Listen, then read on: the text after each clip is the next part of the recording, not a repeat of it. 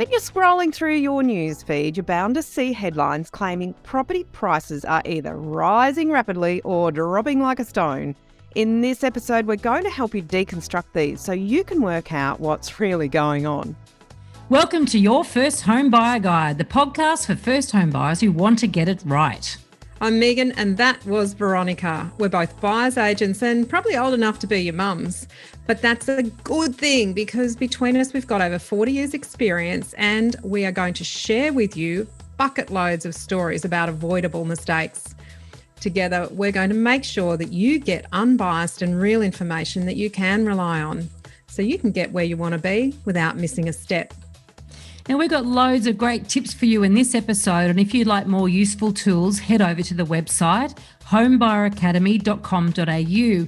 There you'll find free checklists that you can download, a free mini course on how to price a property, and our Where to Buy workshop for only $39. Priceless stuff, really. Bargain. But before we get into the interesting stuff in this week's episode, here's the boring bit, the disclaimer. You, of course, know that nothing in this podcast is to be taken as personal advice. We always recommend getting the advice of an expert in their field of expertise.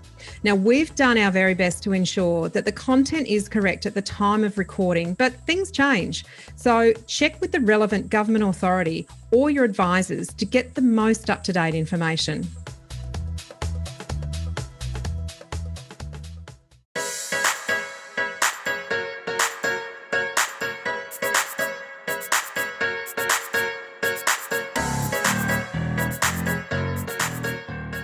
Today we're talking about property headlines. We always seem to be in either a boom or a bust in this country, if you believe what you read in the media. But is this a reliable source of property intel? But before we get into that, Meighan always has a special house behind her in the video. And since we're talking about media headlines, maybe you've been inspired for this one? I certainly have. What have you got? I love doing this. I love finding these really kooky things. I found this little gem in London. It's a house made out of newspaper that was part of an art installation by Summer Eric. And I just think it's so cute and so topical. So I wonder if it rained the newspaper and house. Turned into paper I can't mache. imagine.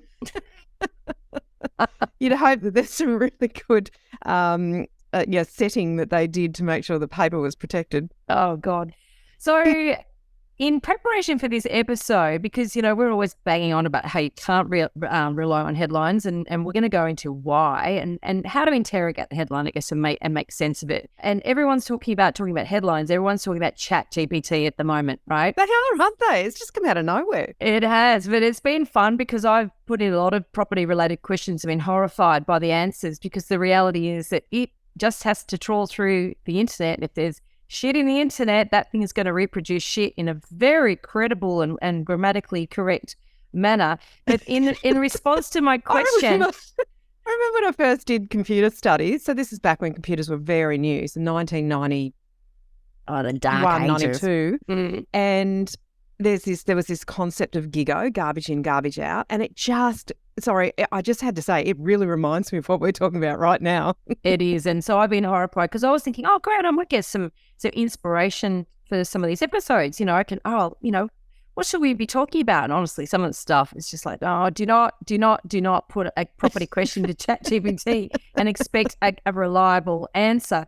Garbage in, garbage out. But however, I was quite happy with the response that it gave me for when I asked how accurate are property headlines. And it said, and I quote, "The accuracy of property headlines can vary widely depending on the source and the specific headline in question. Some real estate news outlets or websites strive for accuracy and impartial reporting, while others may prioritize sensationalism or present information in a misleading way. It is important to critically evaluate the source and the information presented in a property headline and to verify the accuracy of the information with multiple sources wherever possible."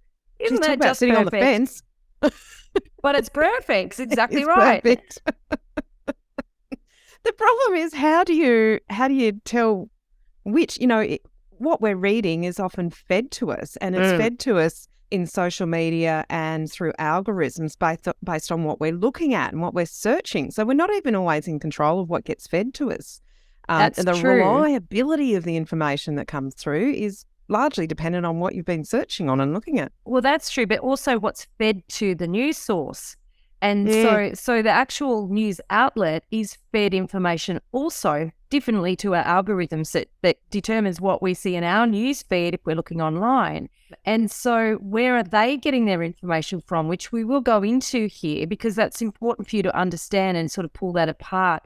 Certainly with the full forecaster report that we write for the Elephant in the Room podcast, and we're in the processes of putting together the 5th one. Every year we review forecasts, property forecasts, and see how many were accurate. And I can tell you right now that well over 90% are inaccurate every single year, well over 90%. And these are people, I mean, you're looking at people who are regarded as experts in their field, who are prepared to put themselves out there and make a forecast about what might happen, whether it be interest rates or property prices, or, these are people who spend a lot of time and use quite rigorous models to come up. They're not just guessing, they're really using what they consider to be quite credible modelling to come up with these forecasts. And as you say, the last one I read, I think maybe only one or two actually anticipated the direction of the market when you went all the way back pre-COVID. Yep. Now, I don't know who could have predicted that market. They did very well. They did very well to actually come up with the right direction.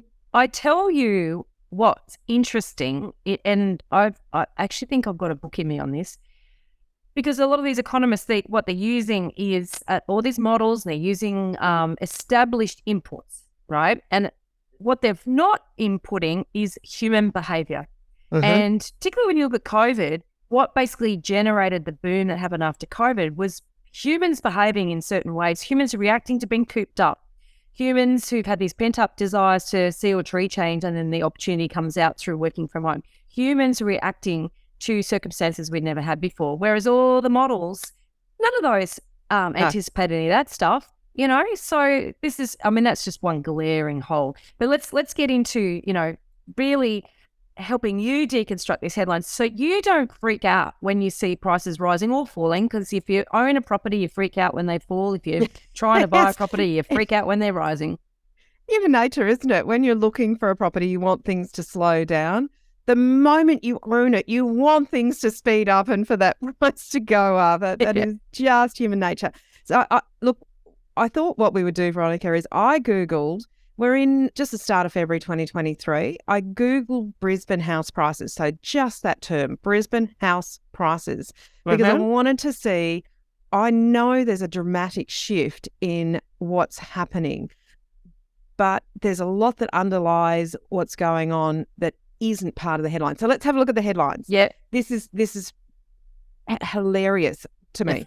It just made me laugh. So Brisbane house prices. First headline, Brisbane and Hobart house prices set record for largest, fastest drop. Now that's ABC. Reasonably credible. Don't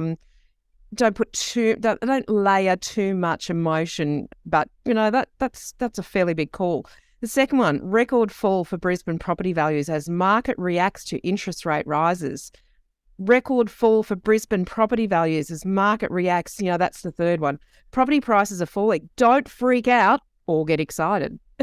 That's actually the best one. And I shared that article yesterday on LinkedIn, because that actually is one of the very rare, actually I'll put the link in the show notes to that particular article, because that's one of the rare balanced articles on the property market. It talks about, the big boom we just had in 2021 and puts it in context, the falls into context.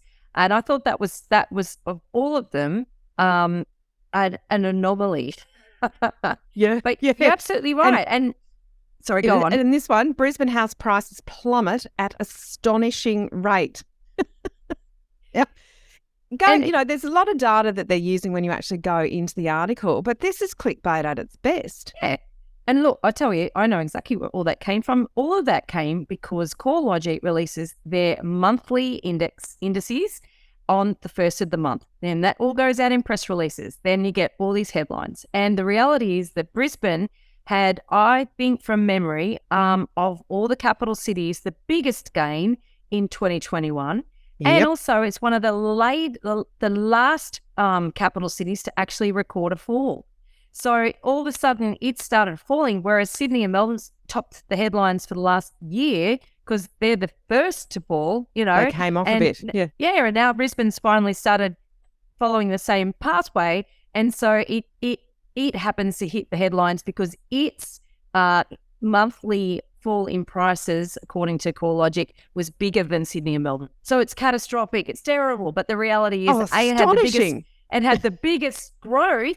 And for the last year, it's been still pretty robust. Still moving forward. Yeah. I guess the thing that we want to do here is say you need to look behind this headline and you need to look at a longer term timeline, because in most articles, what wasn't addressed was how much growth, and the same with Sydney, the same with Melbourne, the same with regional areas, how much growth had actually happened since the last dip, or, it was probably just, a steadiness of prices in Brisbane. It tends not to do much of an up and down. Except for recent history. Except for the moment. Well, yes and no, because there was a 43% rise in prices. And then That's about huge. around a 10% drop. Now we're talking medians here, so we're not talking about individual properties here. We're talking about the median house price. So what is not being broken down there is what is that made up of? Is there differences in different price ranges? Is there differences in different areas? Brisbane, when they talk about median house prices, includes areas like Logan and Ipswich and that greater Brisbane, where there's very distinct and different property markets. So digging in, if you looked at that as a first home buyer and thought, oh, great, prices are dropping, let's wait for the bottom of the market and then we can get it really cheap. But if you were waiting during the time of the price rises, you're still paying 30% more than you were, that's very basic. I'm not talking about compounding there, but you're still paying about 30% more than you would have 2 years ago. Yeah. So if you're waiting for prices to drop, actually they haven't dropped below what they were previously. They've just dropped below the peak of the market, which we were all waiting for and was expected to happen. Exactly. And this is where people get caught out waiting for prices to fall because they never quite fall as much as they grow. Grown. There is lots of data to support this, that every boom has an increase in prices, and then the following downturn is never as long and never as deep. So it's not like prices return back to zero. It's like just a new level, right? So let's look at the news sources, because as I mentioned earlier, where the news headlines or the journalists are getting their info from does inform what the headline is going to say. And so they get given press releases from banks and then market reports created by these banks, and then a press release to support that. CoreLogic, as I mentioned, come out with their data packs every month. Domain, they also create data, and obviously Domain is aligned with the Sydney Morning Herald and The Age, so therefore and Channel 9, so there's like a natural pathway there. SQM research is often featured in the press. Then there's press releases from other organisations such as real estate agencies. PropTrack's a newer one. PropTrack is doing actually a lot part of media release. Yeah, REA Group. All of those organisations that are in the property space, they're all vying for attention and also branding, basically. And as I said, you will get it from real estate agencies and other allied industries as well.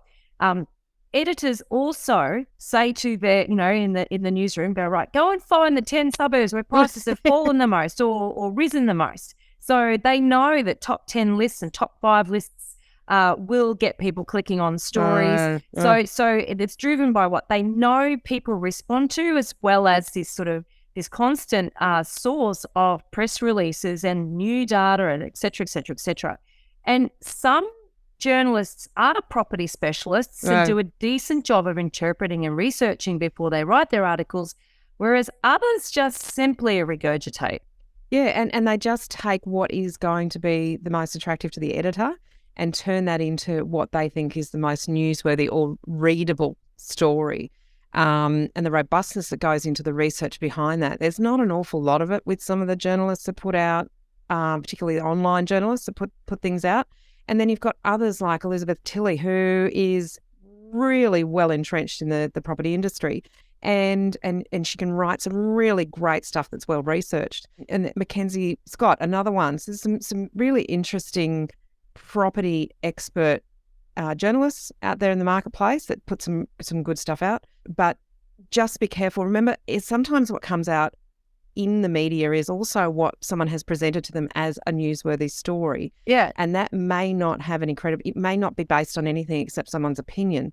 And we're talking about forecasting when you've got maybe a buyer's agent or an property investment advisor. Just be really careful about that. They might just be a spruiker in disguise. And they have something that a journalist or an editor considers newsworthy. There may not be a lot of real credibility Rigor. or robustness or research behind it. It may just be someone's opinion. One of the things that as a property journalist, Kirsten Craze, who's been around for a long time, and she does really make a very concerted attempt to research her stories. And she reminded me last time I had a conversation with her about this, that headlines are not written by the journalist who wrote the article. That's right. So there's a different... That's a really good point. Yeah. So there's a different person in the editing team or in the newspaper or whatever, in the publication, that's their job to actually craft the headline to get people to read the story. So there's an art in that. And so sometimes the journalists actually cringe when they see the headline that goes with their articles because it's not quite what they meant, right? Imagine that. You've written a fairly serious article and the one thing that gets pulled out as the headline is the passing line that maybe one of the experts in the article said in passing. And on that, right, a lot of property researchers have complained that their worst case scenarios are used and other scenarios that they have are ignored, right? And an absolute classic for this was back in 2018. 60 Minutes ran a story on how terrible the housing market was, and we're going to expect price falls of 40%, a regular figure that gets trotted out, right? It was absolutely splashed everywhere. Everyone was up in arms. And there were two property experts or data experts that were featured on that. And both of probably more than two, but two in particular that came out afterwards saying, hang on a minute, I gave you a whole bunch of scenarios and you chose the most sensational one. Martin North was one of those and Louis Christopher. They both subsequently publicly claimed that is what had happened. And let's point out that the 40% falls never eventuated, but it was a very sensational story. And you talk about those scenarios, and we've actually spoken both individually and together to Martin North about this.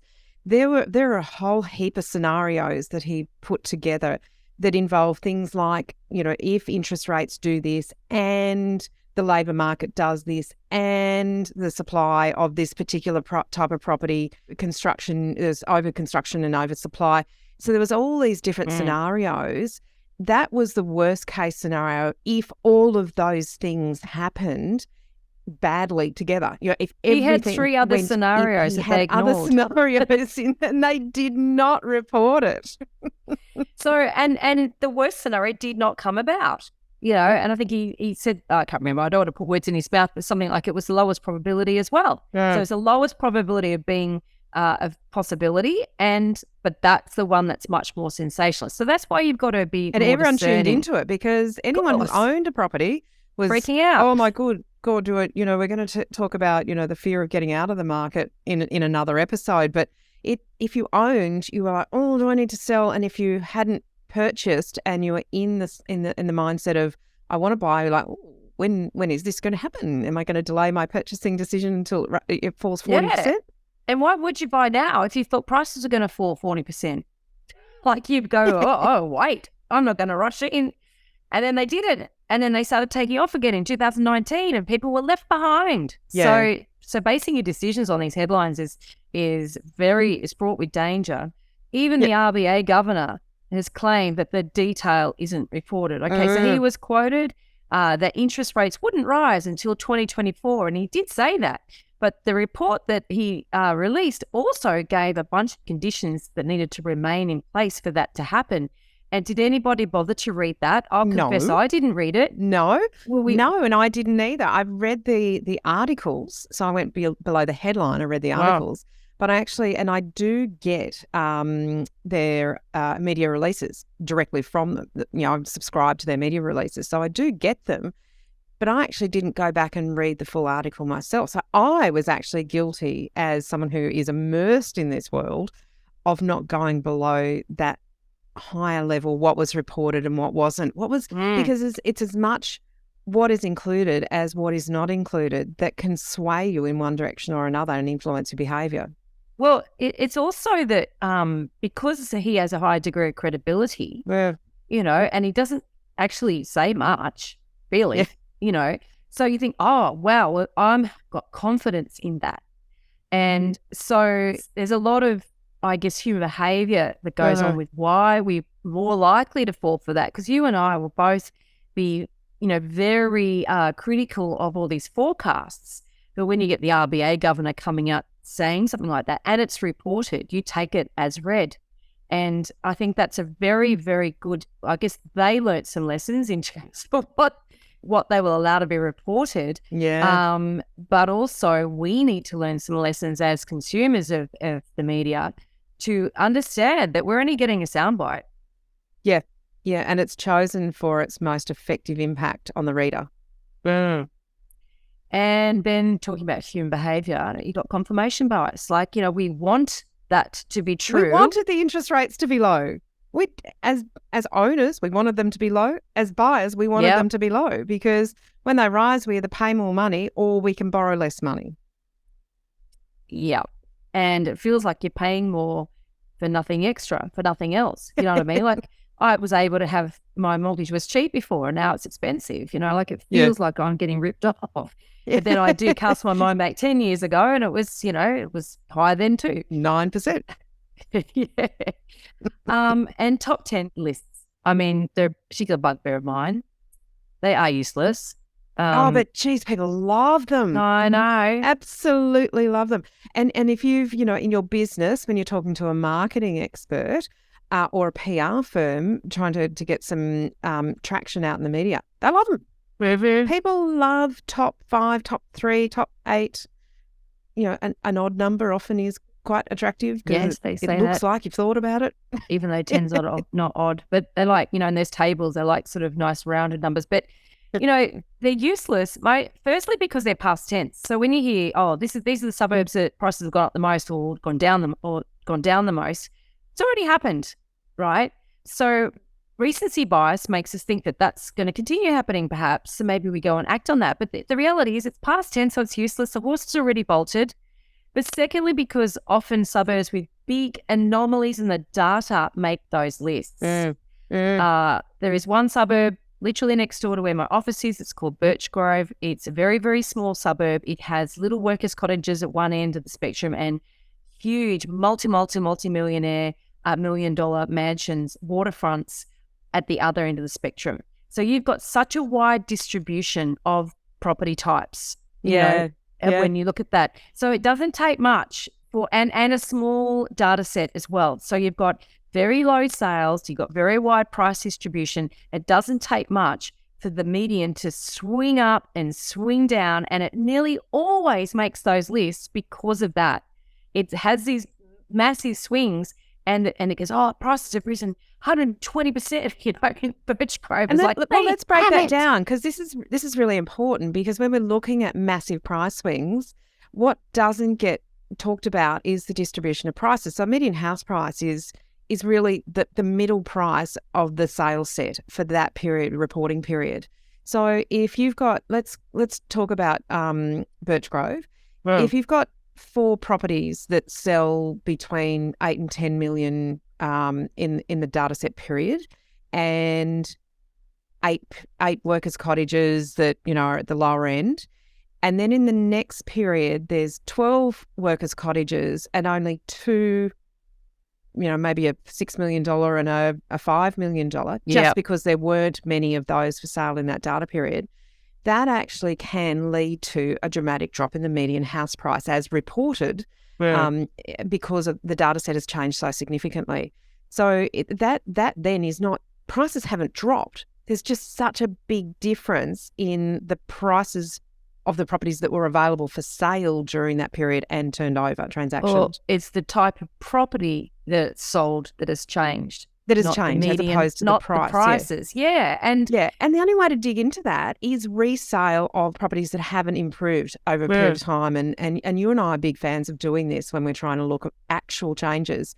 So the resale of a property that has had no improvements over a period of time is the best indicator of what is happening with prices.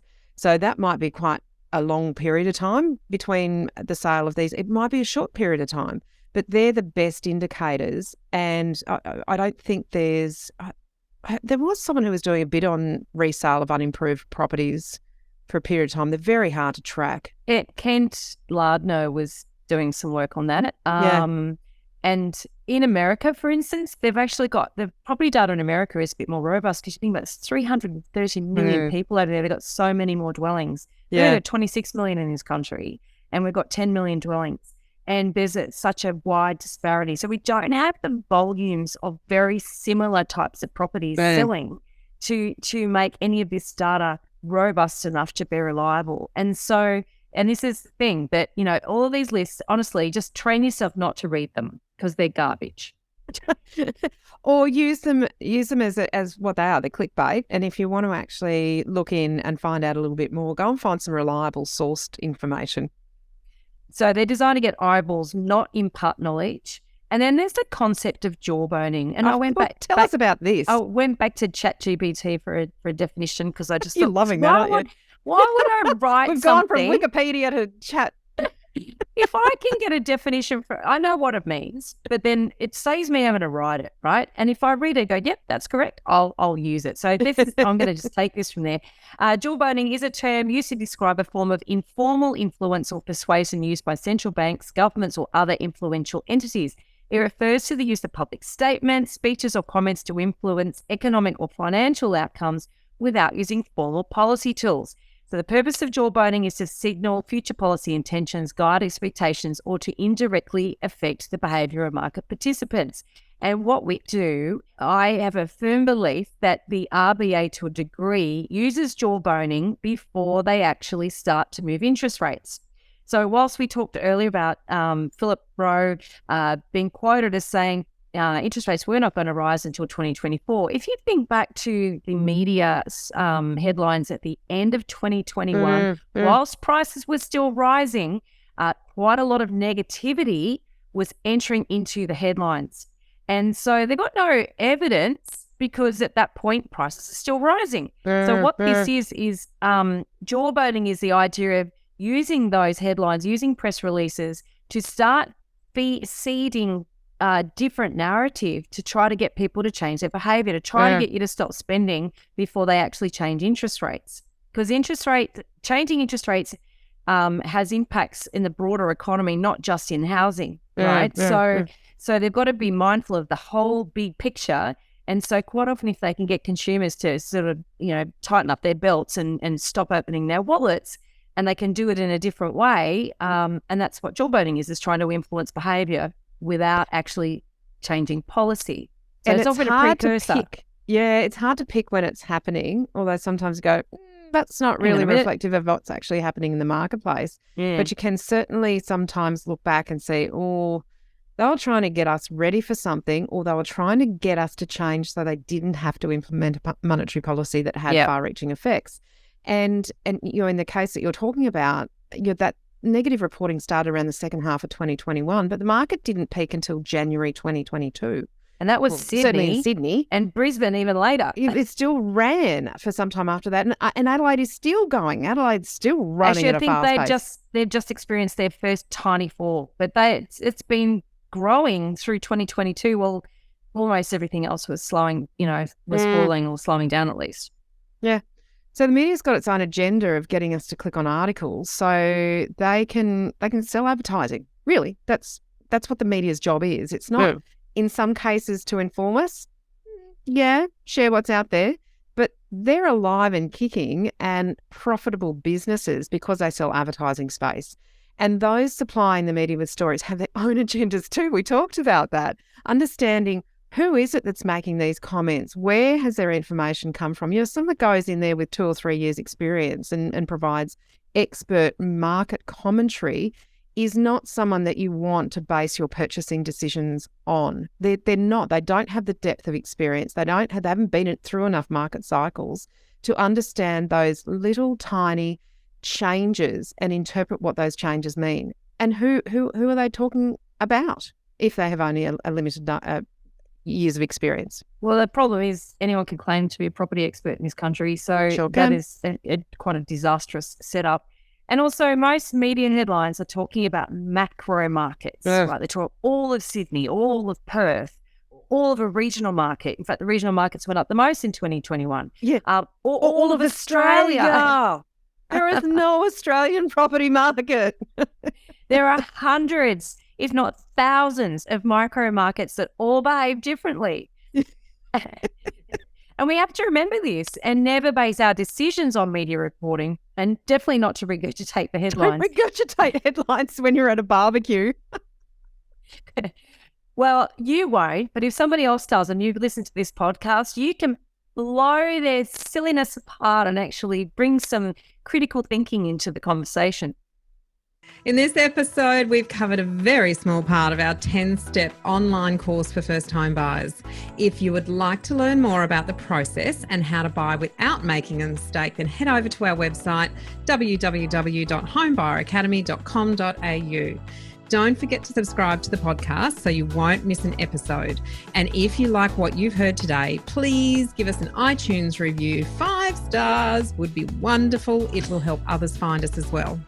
Thank you for joining us. We hope you found this really useful. And if you have, please share the love with others who you know are in the same boat. We'll be back next week with some more priceless stuff.